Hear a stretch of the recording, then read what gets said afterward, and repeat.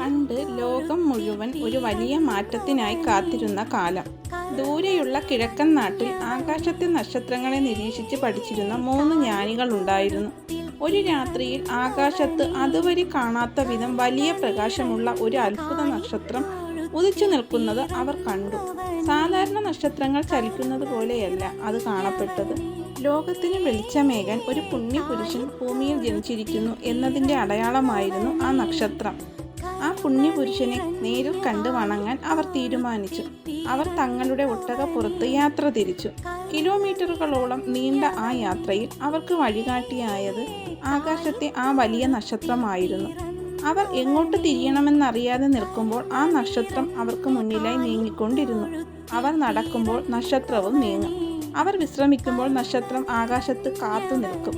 അങ്ങനെ മരുഭൂമികളും താഴ്വരകളും കടന്ന് ആ നക്ഷത്രം അവരെ ബെത്ലഹേം എന്ന ചെറിയ ഗ്രാമത്തിൽ എത്തിച്ചു. ഒടുവിൽ ഒരു കാലിത്തൊഴുത്തിന് മുകളിലായി ആ നക്ഷത്രം ചലിക്കാതെ നിന്നു. തങ്ങൾ തേടി വന്ന രാജാവ് അവിടെയുണ്ടെന്ന് ആ ജ്ഞാനികൾക്ക് മനസ്സിലായി.